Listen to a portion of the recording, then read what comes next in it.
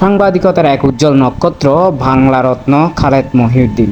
সম্প্রতি জার্মান ভিত্তিক সংবাদ মাধ্যম ডয়েচে ভেলে ছেড়েছেন খালেদ মহিউদ্দিন।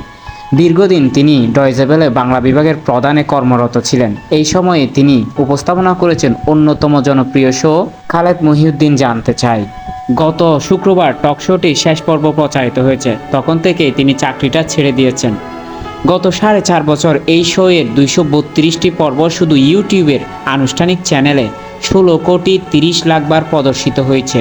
3 কোটি 20 লাখ ঘন্টা এই শোটি দেখেছেন দর্শকেরা।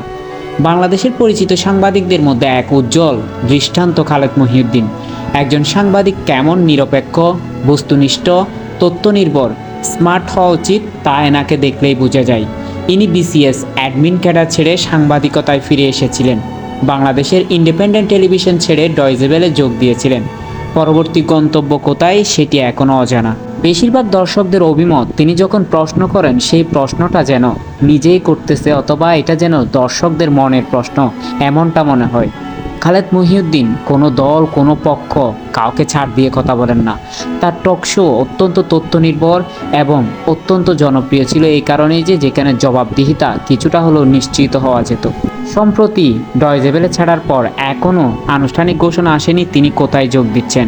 তবে ধারণা করা হচ্ছে আরও বড় পরিসরে বড় কোনো প্রোগ্রামের সাথে বা বড় কোনো সংবাদ মাধ্যমের সাথে যুক্ত হচ্ছেন এই রত্নভাণ্ডার খালেদ মহিউদ্দিন।